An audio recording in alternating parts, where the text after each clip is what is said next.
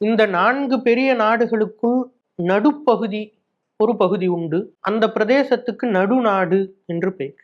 அந்த நடுநாட்டினுடைய தலைநகரமாக விளங்கக்கூடியது திருக்கோவிலூர் என்ற மாநகரம். அந்த அட்ட வீரட்ட தலங்களுள் இருளை அழித்து ஒளியை பெறச் செய்த, இருள் வடிவான அந்தகாசுரனை சம்ஹரித்து சிவப்பிரகாசத்தை காண்பித்து கொடுத்த ஸ்தலமாக விளங்கக்கூடியது திருக்கோவிலூர் வீரட்டம். பஜனை சம்பிரதாயத்தில் ஒரு தனி இடத்தை, தட்சிண பாரத பஜன சம்பிரதாயம் என்று சொல்லக்கூடிய அந்த ஒரு பத்ததியை, அதிலும் தமிழ்நாட்டில் பஜனையினுடைய முக்கியத்துவத்தை எடுத்து காண்பித்தது ஞானானந்தகிரி சுவாமிகளுடைய பேரருள். அதே போல் ஞானானந்தகிரி சுவாமிகள் எத்தனையோ மகான்களை இந்த உலகத்திற்கு வெளிப்படுத்தி இருக்கிறார்.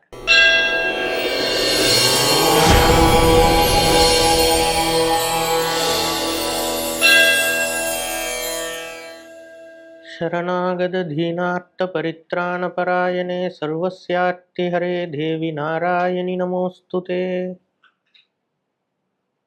ஓம் ஸ்ரீ மாத்ரே நமஹ. ஓம் ஸ்ரீ சாய்நாதாய நமஹ. உலகத்துக்கே குருவாக விளங்கக்கூடியது நம்முடைய பாரத நாடு. விவேகானந்த சுவாமிகள் ஒரு முறை நம்முடைய இந்திய திருநாட்டை பற்றி கூறும்போது, உலகத்தை நீங்கள் ஒரு வீடாக கருதுவீர்களே என்றால் அதில் இந்தியா அதன் பூஜை அறையாகும். உலகத்திற்கு வழிகாட்டக்கூடிய ஞானமும் பக்தியும் விளைந்த கர்ம பூமியாக, ஞான பூமியாக திகழ்வது நம்முடைய இந்திய திருநாடு. அதிலும் குறிப்பாக பக்தியின் பிறப்பிடம் என்று ஸ்ரீமத் பாகவதத்தால் புகழப்படக்கூடிய பெருமை வாய்ந்தது நமது தமிழகம். தமிழ்நாடானது கிழக்கில் சோழ தேசமும், தெற்கில் பாண்டிய நாடும், மேற்கில் சேர நாடும், வடக்கில் தொண்டை நாடும் என்று நம்முடைய தமிழகத்தினுடைய வரையறை இருந்தது. இந்த 4 பெரிய நாடுகளுக்குள் நடுப்பகுதி ஒரு பகுதி உண்டு. அந்த பிரதேசத்துக்கு நடுநாடு என்று பெயர். அந்த நடுநாட்டினுடைய தலைநகரமாக விளங்கக்கூடியது திருக்கோவிலூர் என்ற மாநகரம். ஸ்ரீ வைஷ்ணவத்தினுடைய முதல் 3 ஆழ்வார்கள், பூதத்தாழ்வார், பேயாழ்வார், பொய்கை ஆழ்வார் என்ற 3 ஆழ்வார்களையும் ஒரே இடத்தில் சந்திக்கும்படி செய்து 4வதாக இறைவன் வெளிப்பட்ட புண்ணிய ஸ்தலமாக திகழ்வது திருக்கோவிலூர். திவ்ய தேசங்களில் முக்கியமான திருவிக்கிரம பெருமாள் எழுந்தருள் இருக்கக்கூடிய திவ்ய தேசம். சைவத்தில் இறைவன் நடத்திய வீரச் செயல்கள் முக்கியமாக 8 வீரச் செயல்கள் என்று சொல்வது வழக்கம். அதை அட்ட வீரட்ட தலங்கள் என்று குறிப்பிடுவோம். அந்த அட்ட வீரட்ட தலங்களுள் இருளை அழித்து ஒளியை பெறச் செய்த, இருள் வடிவான அந்தகாசுரனை சம்ஹரித்து சிவப்பிரகாசத்தை காண்பித்து கொடுத்த ஸ்தலமாக விளங்கக்கூடியது திருக்கோவிலூர் வீரட்டம். இந்த சைவத்திலும் வைஷ்ணவத்திலும் 2 பெரும் சமயங்களும் ஒன்றாக சேரக்கூடிய திருக்கோவிலூர் என்ற அந்த ஸ்தலத்தில் இன்னும் நிறைய அற்புதங்களும் அதிசயங்களும் உண்டு. அதில் ஒன்று, அந்த திருக்கோவிலூர் என்ற அந்த ஸ்தலத்திற்கு அருகில் ஸ்ரீமன் நாராயணனை திருவிக்கிரம பெருமாளாக தரிசிக்க வேண்டும் என்று மிருகண்டு முனிவர் தபஸ் செய்த ஒரு இடம் உண்டு. அந்த இடத்திற்கு தபோவனம் என்று. அது திருக்கோவிலூர் நகரத்திலிருந்து கொஞ்சம் தள்ளி இருக்கிறது, தென்பெண்ணை ஆற்றின் ஓரமாக. அந்த மிருகண்டு முனிவர் தவம் செய்த அந்த இடத்திற்கு, அந்த தபோவனத்திற்கு பின்னாளில், இன்னும் சொல்ல வேண்டுமென்றால் சென்ற நூற்றாண்டினுடைய தொடக்க காலத்தில் ஒரு அவதார புருஷர் அந்த இடத்திற்கு வருகிறார். அவர் அந்த இடத்திற்கு வருவதற்கு முன்னால் பல்வேறு இடங்களுக்கும் சென்று நமது பாரத தேசம் முழுமையும் பிரதட்சணமாக வந்து இன்னும் இருக்கக்கூடிய நிறைய நாடுகளுக்கெல்லாம் சென்று நிறைவாக இந்த தபோவனம் என்ற அந்த இடத்திற்கு, திருக்கோவிலூருக்கு வந்து அங்கே அதற்கு பக்கத்தில் இருக்கக்கூடிய சித்தலிங்க மடம் என்ற இடத்தில் சிறிது காலம் இருந்து பின்பு தபோவனத்தில் வந்து அதை தன்னுடைய வாசஸ்தலமாக்கி கொண்டார். அந்த மகனீயருடைய திருநாமம் ஞானானந்தகிரி சுவாமிகள். சாக்ஷாத் முருகப்பெருமானுடைய அவதாரமான ஞானானந்தகிரி சுவாமிகள் வாழ்ந்து புனிதப்படுத்திய இடம் தபோவனம், திருக்கோவிலூர் அருகில் இருக்கக்கூடியது. இன்றைக்கும் அந்த இடத்தில் அவருடைய அதிஷ்டானத்தை நம்மால் தரிசிக்க முடிகிறது. ஞானானந்தகிரி சுவாமிகளை பற்றி பேசும்போது 2 முக்கியமான விஷயங்கள் நம்முடைய நினைவுக்கு வரும். ஒன்று, எத்தனையோ மகான்களால் புகழப்பட்ட மகான் அவர். வெளியில் நாம் அறிய முடியாத பல விஷயங்களை இந்த உலகத்திற்கு தெரியப்படுத்தியவர் அவர்.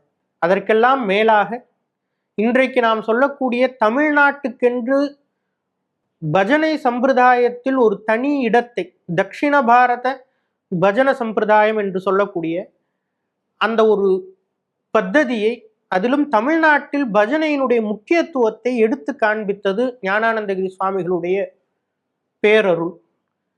அதேபோல் ஞானானந்தகிரி சுவாமிகள் எத்தனையோ மகான்களை இந்த உலகத்திற்கு வெளிப்படுத்தி இருக்கிறார்.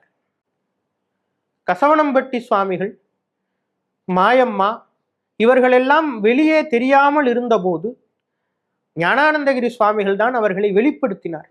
எனவே அந்த அவதார புருஷருடைய அந்த அவதார நோக்கம் மிகுந்த பெருமைக்குரியது.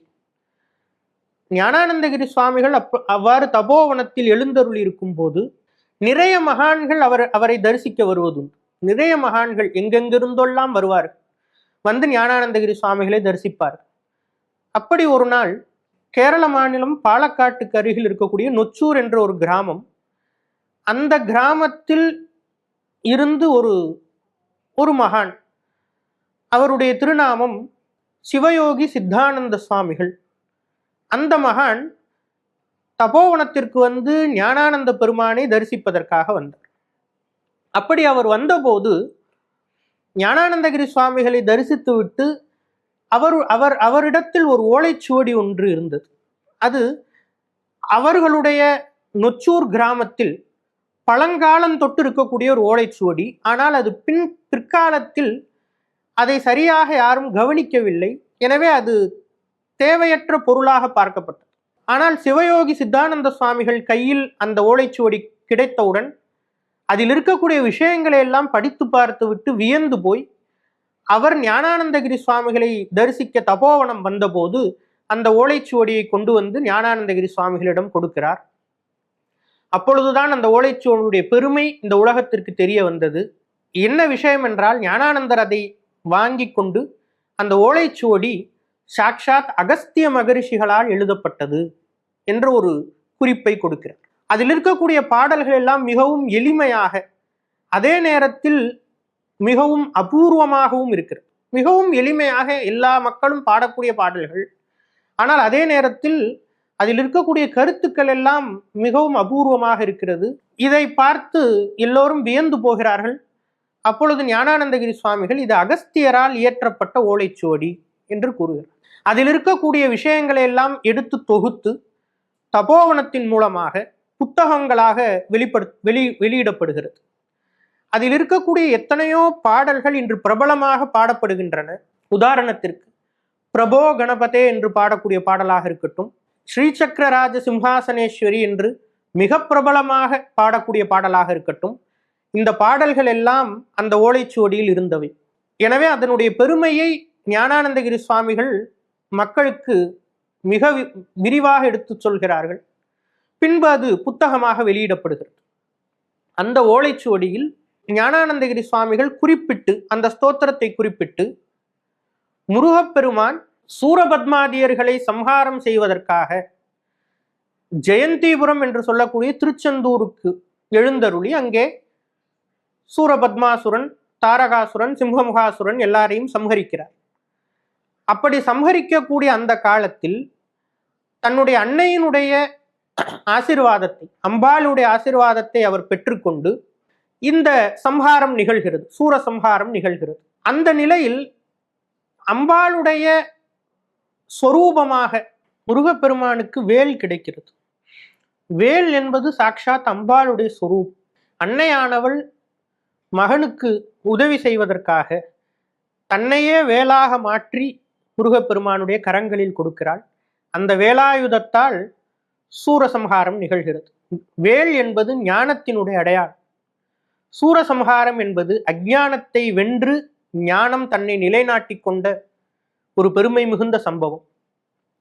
அந்த சூரசம்ஹாரம் நிறைவடைந்தவுடன் முருகப்பெருமான் அன்னை அம்பிகையை துதித்து, அம்பிகை வேல் உருவத்தில் வந்து இந்த சூர சம்ஹாரத்தை நிகழ்த்தி கொடுத்ததற்காக அம்பிகையை துதித்து ஒரு ஸ்தோத்திரம் செய்கிறார். அந்த ஸ்தோத்திரத்தை முருகப்பெருமான் செய்யும் போது அருகில் அகஸ்திய மகரிஷிகள் இருக்கிறார்.